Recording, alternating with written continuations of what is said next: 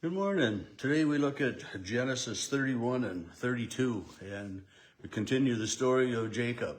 And it begins with Jacob realizing that he no longer is finding quite as much favor with Laban, his father-in-law that way, and especially Laban's sons, his brothers-in-law, Jacob's brothers-in-law, are showing some jealousy. They're thinking that Laban is showing Jacob more favor, but more importantly, that Jacob has been stealing, taking everything, getting more than he deserves.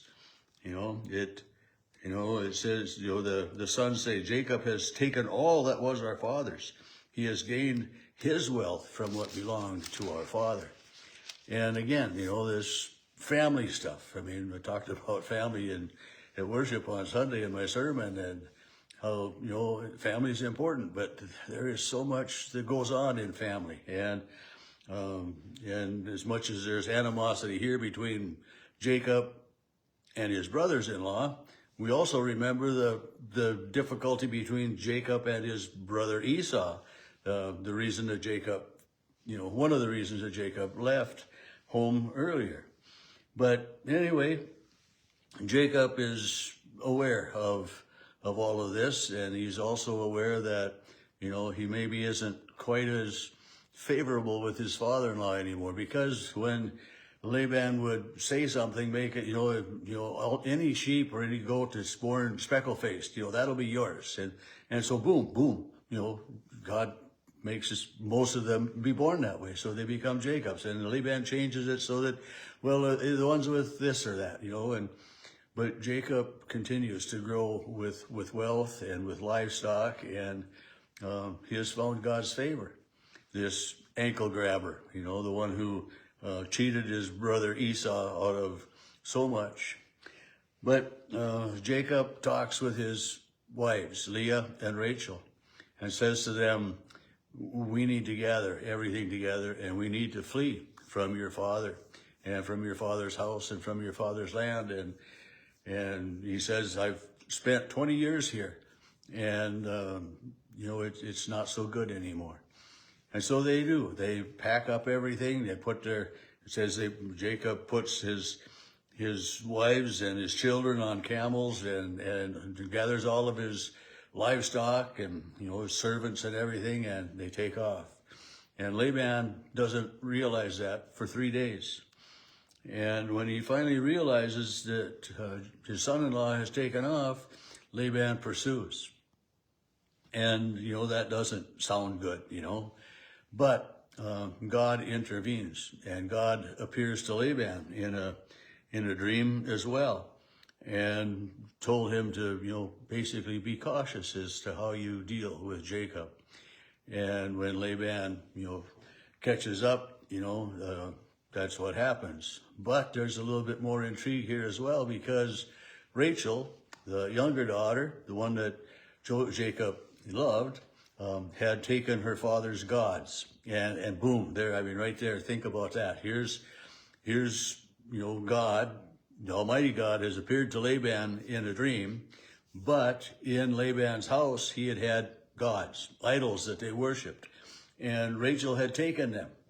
And of course, Jacob didn't know that, and Laban comes and accuses, rightly so accuses, and he searches. He searches for those idols. And we find out that Rachel is a little bit sneaky as well, because she puts the idols in, it says, in her saddlebag, and she rested on her saddlebag so they couldn't be examined. And she told her dad, well, I just can't get up and move because I'm with child, and so again, here's pulling the wool over the eyes, a little bit, not a little bit of lie, and a definite lie in that. But Laban doesn't find the idols, and it ends up with, Jacob and Laban making a covenant with each other. They set up some rocks and make an altar, a pillar that way of stone, and they make promises that, Jacob will not cross that boundary and Laban will not cross that boundary. It's, this is neutral ground, and we respect each other, and it will be good. He says, this heap, this pile of stones is a witness that I will not pass beyond here to you, and you will not pass beyond here to me for harm. You know, I mean, they can go to visit, but for harm. And this is the protection. This is the promise that, you know, I will do you no harm. And I think that's such a important thing for us, you know, for you and me too, to think of how do we live our lives to do no harm. And I mean, we can say something, you know, kind of innocently a lot of times, not thinking maybe of how it may impact somebody else, but, you know, to do no harm. And that's, you know, that's really a hard thing sometimes, is to, you know, do no harm. Anyway, Jacob and Laban make a promise to each other. And then chapter 32, we get into a little bit more intrigue as Jacob and his whole herd and everything is getting closer to home, to his father's land where Esau is now living. And Jacob, rightly so in many ways, is concerned about how is Esau going to greet me? Because Esau's statement was he was going to kill his brother Jacob because of the stolen birthright, because of everything that had gone on. And it, you know, from the very beginning with Jacob, you know, that name meaning ankle grabber, kind of the cheat. And we know that, you know, Jacob did indeed, you know, cheated his brother out of the birthright. He cheated his brother out of the blessing that should have gone to the firstborn son. And Esau had the right to be angry. He had something to stand on, you know, with his dislike or his displeasure with his brother. But as Jacob and all of his cattle and everything are getting closer, he sends messengers ahead to his brother Esau. And the instructions, he says, this you should say to my Lord Esau, you know, you are my superior. You mean, I don't, you know, I just, you know, acknowledging that who Esau is. It says, thus says your servant Jacob, you know, making himself less. I have lived with Laban as an alien for 20 years. I have oxen, donkeys, all this and that. And I was sent to tell you that in order that I may find favor in your sight, Is that meaning I'm asking your forgiveness? I'm asking you to let me come home. I'm asking, you know, for your grace, for your mercy, for your peace. But yet, with all of that asking, with the promise, you know, he sends sheep and goats. You know, he sends offerings, peace offerings, bribes, maybe we could call them, to his brother. And then he finds out that his brother Esau is coming with 400 men.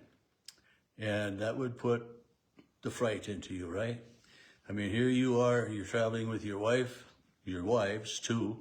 And that was another part of the covenant with Laban, was that Jacob would take no more wives than the two daughters of Laban, Leah and Rachel. But he's traveling with his wives and his servants. He hasn't got an army. He doesn't have a lot of warriors. You know, he's coming, you know, as a person with some wealth, but yet, you know, not an army. And he finds out his brother is coming with 400 men. That would put the fear into you as well. But as he's preparing, then he sends all of his herd and his flocks and his servants and his wives and his children across the river.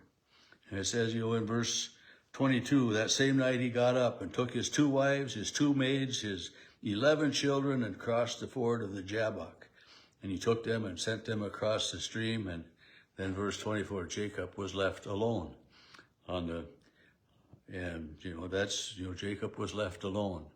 And, you know, sometimes when you're all alone that way, you know, we can be more fearful. We can be more just kind of available, just, you know, vulnerable maybe is a good word to use. But, you know, you set yourself apart. And that night, we know this, I hope we know the story, that Jacob wrestles with God or with an angel. And I think about this, Jacob wrestling with this angel.